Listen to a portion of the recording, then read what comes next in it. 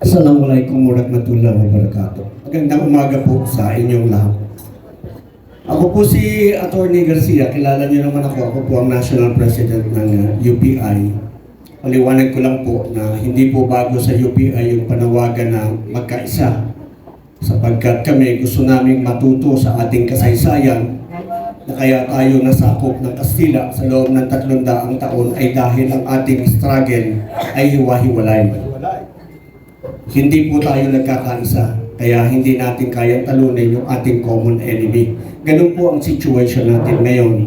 We have a common enemy, hindi po tayo nagkakaisa. Kaya ang panawagan po namin sa UPI, magkaisa na po tayo, kaya ang tawag namin, isang laban. Basta po ang laban ay sa pananagutan, basta po ang laban ay sa katotohanan, basta po ang laban ay katarungan, sasama po kami dyan. Kaya po makikita nyo po sana kami doon sa White Ribbon Rally. Except that nung makita namin yung nasa stage, hindi totoo to. Kasi yung nakaupo doon sa stage, hindi katotohanan ang hanap nun. Hindi pananagutan, hindi katarungan. So, nag-withdraw kami. Hindi na kami nagpakita. Pero kahit sino po ang manguna, sasama kami basta ang laban, katarungan, katotohanan, pananagutan. Maraming salamat for that clarification, General Ver Garcia. Kaya po kami nananawagan, sana magkaisa na po tayo, sama-sama po tayo sa laban at nang magkaroon na po ng tuldok ang lahat ng ating mga paghihirap. Gusto ko pong ipaliwanag din na kami sa UPI, karamihan, kung hindi man po lahat, dating Marcos loyalist. Ako po, defender po ako, fighter ako, talagang pinaglaban ko ang Maharlika fan sa New York, sa New Jersey, dahil sabi ko mga Pilipino, kayo pa ang sisira, paano magtatagumpay kung kayo mismo ang sisira, ito'y para sa ating mga kababayan. Hindi, sabi nila, nanakawin yan. Totoo pala. Sa totoo lang, yung amain ko na talagang hindi naniniwala, hindi na kami nag-uusap dahil kay Bongbong. Dahil sa pagtatanggol ko kay Bongbong, dahil sa pagtatanggol ko. Kasi naman para sa akin, kaya ako pinagtatanggol, Pilipinas, Pilipino. Bakit ako humiwalay? Kami po sa UPI, ang paninindigan namin ay ang pagtatanggol, pagsunod at paggalang sa ating saligang batas. Kapag ikaw po ay nagpadala ng Pilipino sa ibang bansa, pag ikaw ay nag-abandona ng Pilipino sa ibang bansa, hindi mo na ako kakampi. Magkaaway na tayo. Isipin nyo, sinuko natin ang dati nating Pangulo. Simbolo ng ating pagkatao ng Pilipino. Hindi man yan na-demanda dito sa Pilipinas, hindi man yan. Pagkatapos doon mo pahahatulan sa mga banyaga, sa mga dayuhan, bakit sila lang marunong ng hustisya? Tama! Bakit walang nagdemanda rito? Sabi nila, kasi hawak niyo korte. Panahon na ni Bongbong nung pinadala siya doon, hindi pa rin gumagana ang korte natin noon. The ICC is complementary only when justice in the country is failing. Failing ba tayo? Hindi! Yung 15 maestrado ng Supreme Court, puro magnanakaw at walang wentang tao. Magagaling po yung 15 yun. Matatagal lang magsulat. Yan po yung, kaya nananawagan tayo ngayon, ang sinasabi natin, siya ay magsusona, second to the last sona, if not the last. Ang ine-expect lang, dahil po ninyo yung araw, basta may sona, people are excited. Yes. Di ba? Ano kaya ang sasabihin ng Pangulo? Lahat makikinig. Talagang sinasantabi lahat ng trabaho para lamang mapakinggan ang 1 oras, 2 oras na State of the Nation address ng ating Pangulo in excitement to learn, to hear anong nangyari, anong ginawa mo, how are you going to bring us to prosperity. Ngayon po ba excited pa kayo? Hindi! Curious. Ano na naman kayang kasinungalingan sasabihin nito? Tama. Ano na naman kayang pambobola sasabihin nito sa amin? Kasi wala naman po siyang sinabing totoo. Hindi po ako naninira sa kanya, katotohanan lamang po. Mahiya naman kayo. Nahiya pa sila. Hindi. Hanggang mawalang ngayon, hiya. nahihiya pa sila sa atin. Hindi. Marami ng pinangalanan. Kinasuhan ba nila? Yung mga nagpangalan, kinasuhan na nila.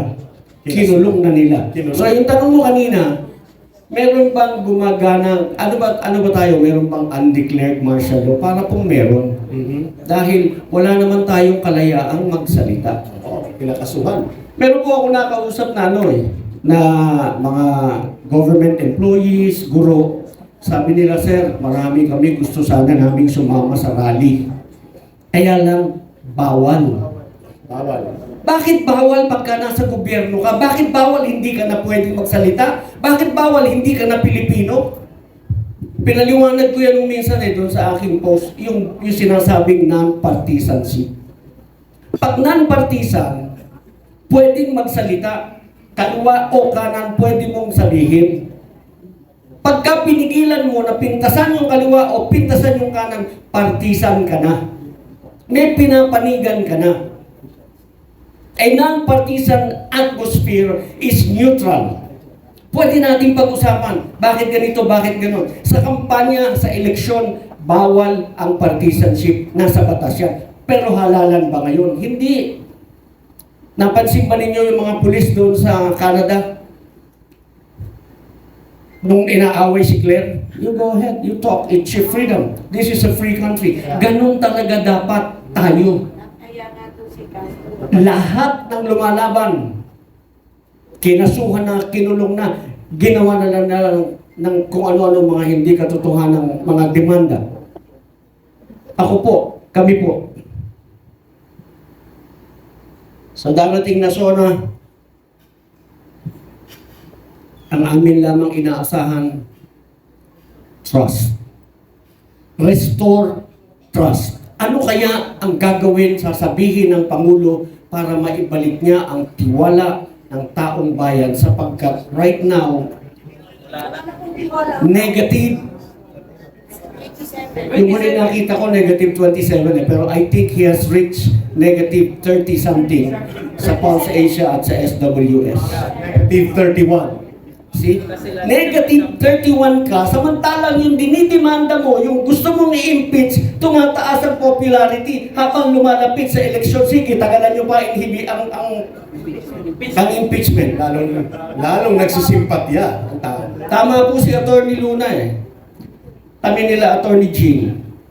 Kung natuloy yung impeachment na ginawa namin, yun, hatak-hatak niya.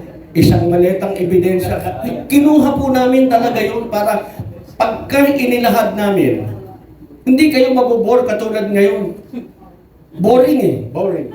Because you are trying when there is nothing. Tama. See, hindi Pero kung napagbigyan kami, ay naku. Pagpresenta ni Atty. Luna ng mga ebidensyang kinuha namin sa Kongreso at sa Senado, ay ayos. Sa Senado, pagkakuha namin ng ebidensya, bakit daw pinayagan, pinalitan yung tanggal yung tao na nagbigay sa amin. May demokrasya pa ba? Yun. Ano? Alam po ninyo, pag ang tatlong sangay ng gobyerno nagkaisa-isa na, executive, legislative, and the judiciary, plus the fourth estate, The media. wala na tayong demokrasya. Democracy is dead. Kaya palakpakan po natin ang Yes! mga kasamang matatapang. Mabuhay! Sila na lamang po ang naglalahad ng katotohanan para sa ating lahat. Kung wala sila, hindi madidinig ng buong bansa. Tama po kayo. Okay. Salamat mga independent vloggers. Restore trust. Sabi ng Amerika, we will dismantle the ICC brick by brick. And we will call upon the people, the countries that we support, to do the same.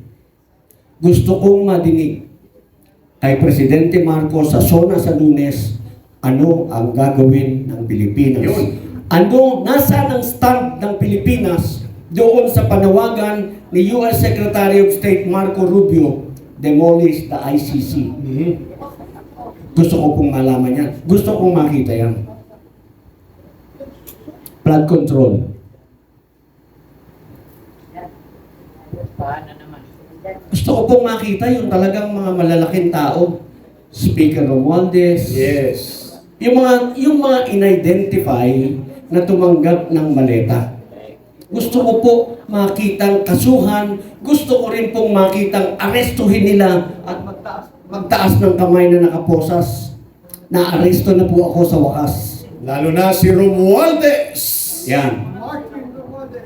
Tapos gagawa sila. Sasabihin nila si ganito state witness, si ganun state witness. Lahat po yun panluloko. Pero ganito po ang maganda sa panluloko nila.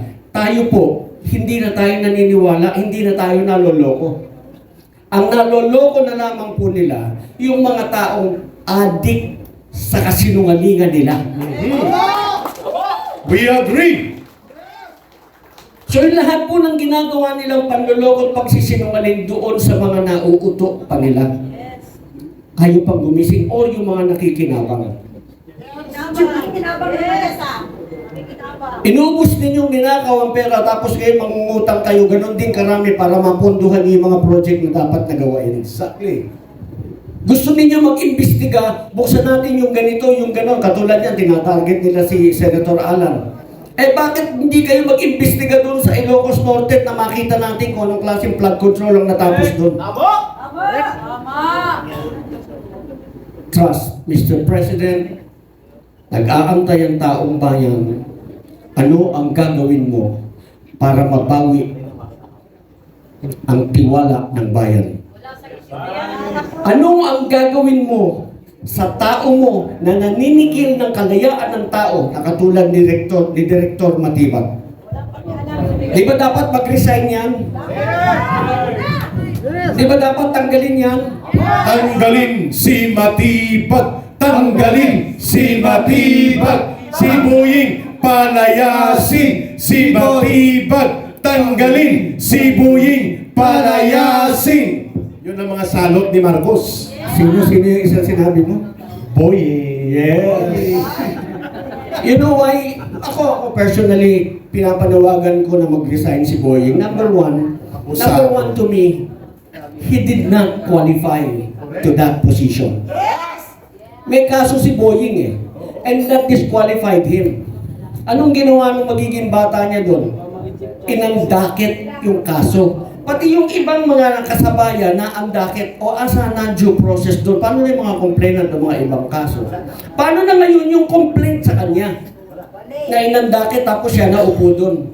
So in the first place, he did not qualify. To me, he did not qualify. Yun po ang aking personal stand. With all due respect to him, he did not qualify. Hindi rin siya nag-qualify because his sense of justice. Alam ko, 5 minutes. Sabi ko sa'yo, hindi kasi. Kabalik ka. Sabi ko sa'yo, hindi kasi. Kasi pag nagtanong pati po ako, talagang ang limit ko lang 5 minutes and 1 hour. Pero babalik yan si General Ver. Ganito po. Ginraduhan namin si Presidente on 4 aspects. Yung EPIC na tinatawag namin. EPIC. E for economy, bagsak siya. P for peace and order, bagsak siya. Kami nung nag-usap kami ng aming mga kasamahan, hindi ko na babanggitin, basta, on infrastructure, zero. Meron bang napagawa si Presidente Marcos on infrastructure? Zero yan sa amin. May promise siya, build better, di ba? More and better. Pagkatapos sa governance, in all these 4 aspects, bagsak siya. So we'd like to hear, Mr. President, address these issues. Tingnan natin kung meron ka pang magagawa sa natitirang 2 taon if you still have 2 years. Mga kababayan, maraming salamat. Mabuhay! General Ver Garcia! Abogado na, general pa ng taong bayan.